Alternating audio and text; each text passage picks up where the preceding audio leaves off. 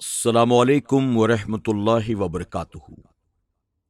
میرے پیارے آقا علیہ الصلاۃ والتسلیم کے پیارے دیوانوں، خاتون جنت حضرت فاطمۃ الزہرا رضی اللہ تعالیٰ عنہا کی کنیزوں، مکاشفۃ القلوب کے ایپیسوڈ نمبر 85 میں آپ تمام کا استقبال ہے۔ آئیے درود شریف کے ساتھ آج کے درس کا آغاز کرتے ہیں۔ آپ تمام سے گزارش ہے کہ آپ بھی میرے ساتھ مل کر حضور اکرم صلی اللہ علیہ وسلم کی بارگاہ بکس پناہ میں درود شریف کا نذرانہ پیش کریں۔ الصلاۃ والسلام علیک یا رسول اللہ، الصلاۃ والسلام علیک یا حبیب اللہ، الصلاۃ والسلام علیک یا نبی اللہ،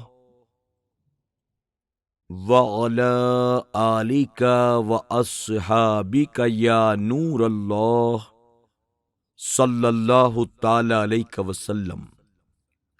باب 61، مسلمان کی ضرورت پوری کرنا۔ فرمان الہی ہے۔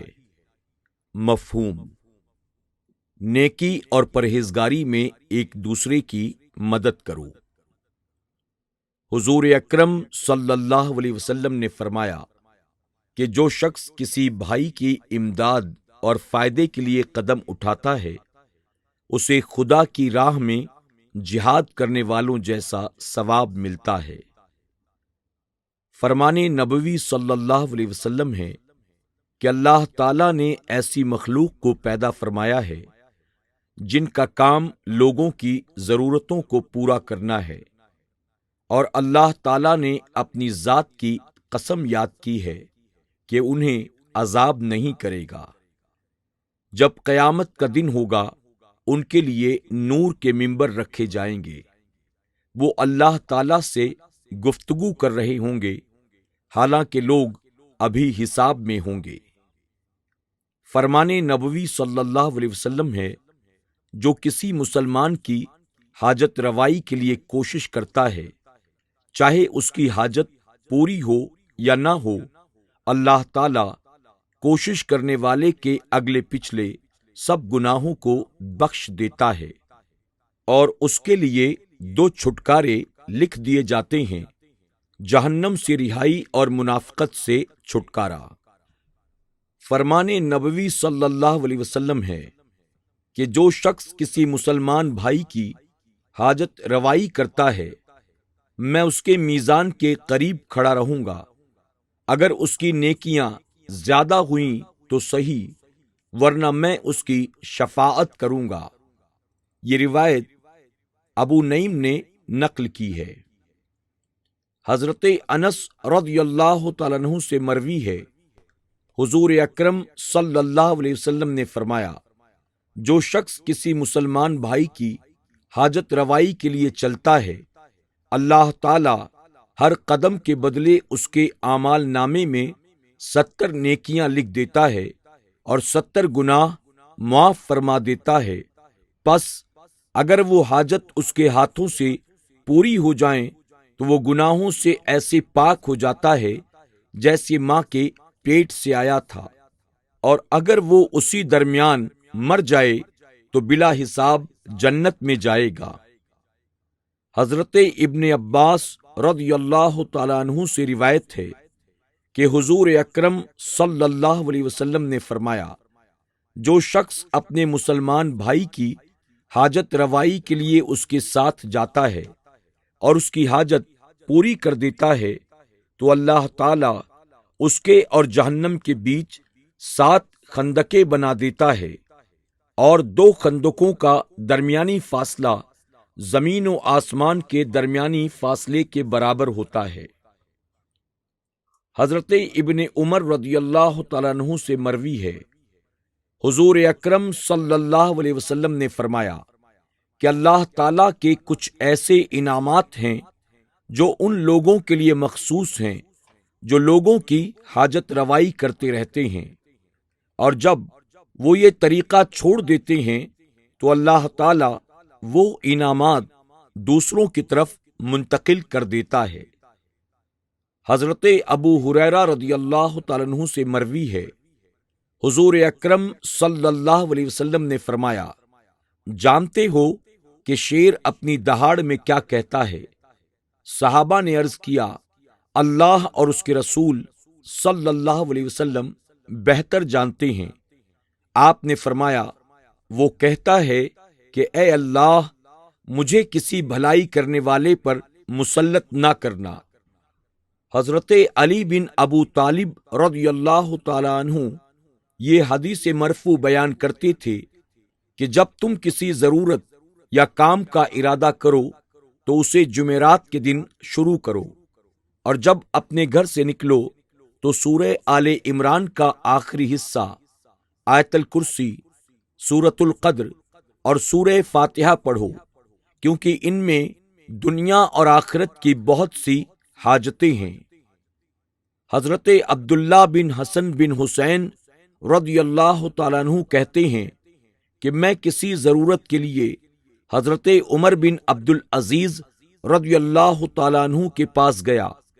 उन्होंने मुझे कहा, जब भी आपको कोई जरूरत पेश आए तो मेरी तरफ कोई कासिद भेज दें या खत लिख दें, क्योंकि मुझे अल्लाह ताला से हया आती है कि आप मेरे दरवाजे पर तशरीफ लाएं। हजरत अली बिन अबू तालिब रज़ियल्लाहु ताला अन्हु का कौल है कि रब्बे जुल जलाल की कसम, जो हर आवाज को सुनता है, कोई शख्स ऐसा नहीं जो अपने दिल में मसर्रत को जगह देता है, मगर अल्लाह ताला उस सुरूर से लुत्फ अता फरमाता है।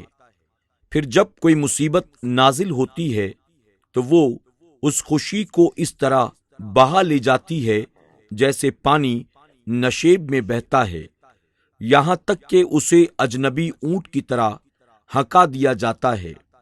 नीज आपने फरमाया कि ना हंजार लोगों से हाजत तलब करने से हाजत का पूरा न होना बेहतर है। आपने मजीद फरमाया, अपने भाई के पास बहुत ज्यादा जरूरतें लेकर न जाओ, क्योंकि बछड़ा जब थनों को बहुत ज्यादा चूसने लगता है तो उसकी मां उसे सींग मारती है।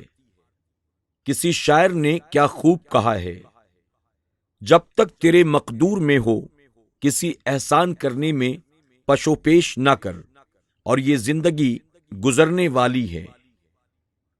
और अल्लाह ताला की इस नवाजिश को याद रख कि उसने तुझे लोगों का हाजत रवा बना दिया है, मगर तू किसी के पास अपनी हाजत लेकर नहीं जाता।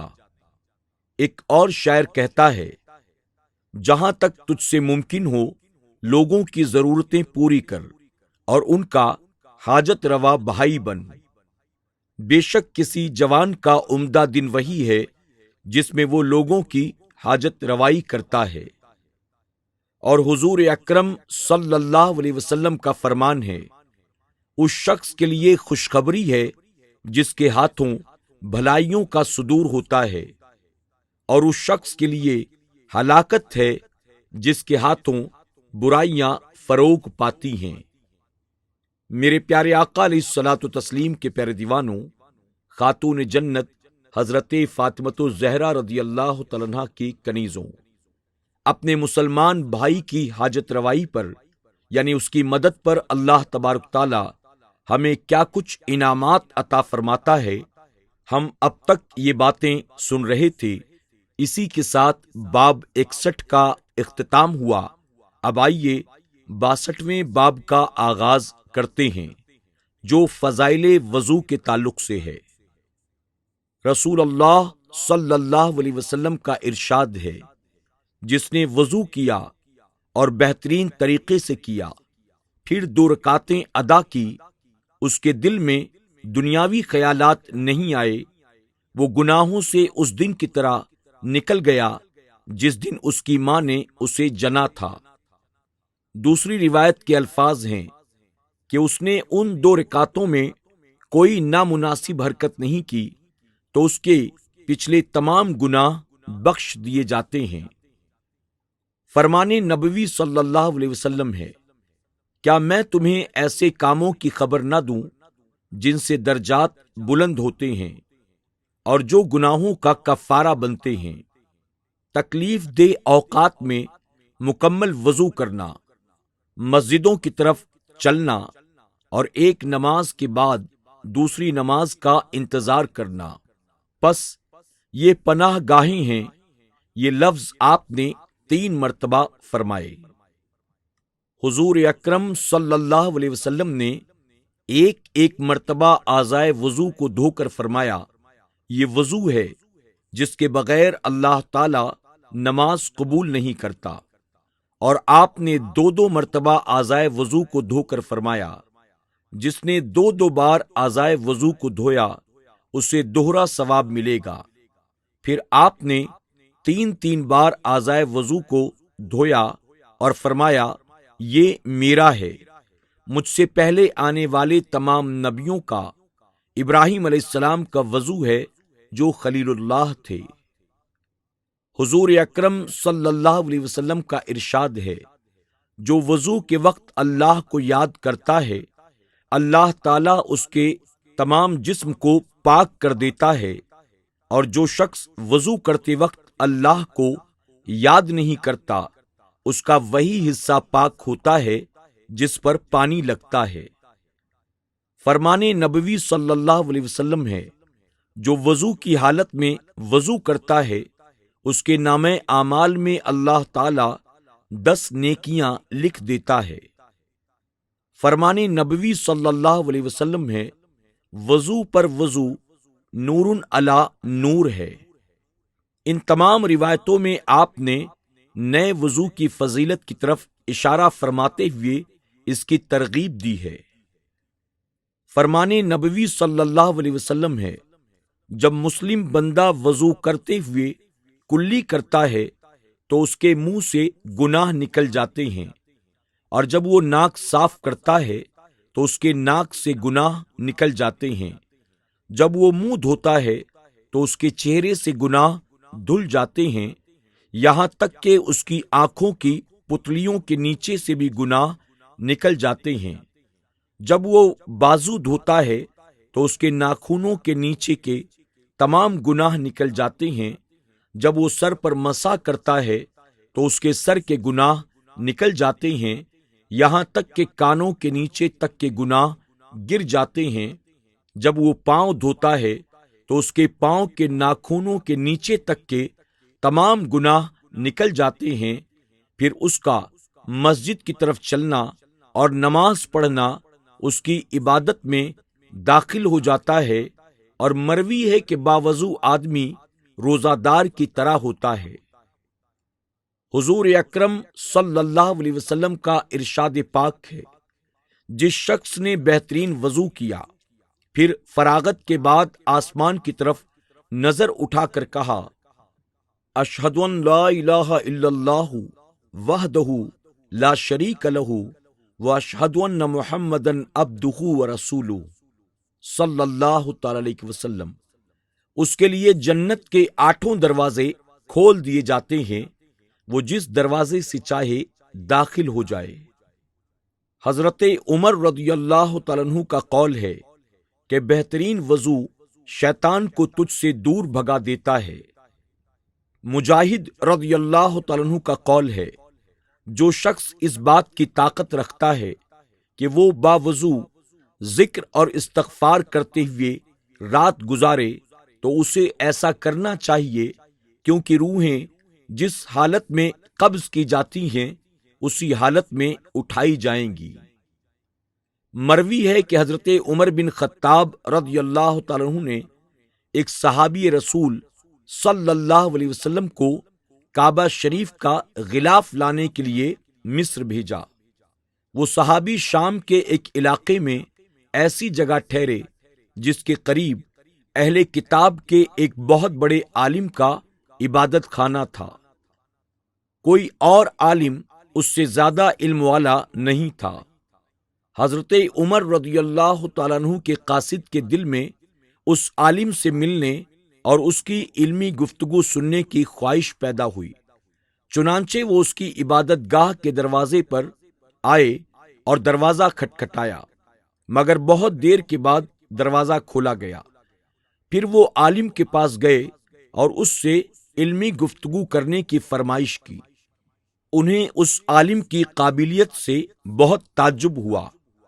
آخر میں انہوں نے دروازہ دیر سے کھلنے کی شکایت کی تو وہ عالم بولا کہ جب آپ آئے ہم نے آپ پر بادشاہوں جیسی ہیبت دیکھی، لہذا ہم ڈر گئے اور ہم نے آپ کو دروازے پر اس لیے روک دیا کہ اللہ تعالیٰ نے حضرت موسیٰ علیہ السلام سے فرمایا، اے موسیٰ، جب تجھے کوئی بادشاہ خوف زدہ کر دے تو وضو کر اور اپنے گھر والوں کو بھی وضو کا حکم دے۔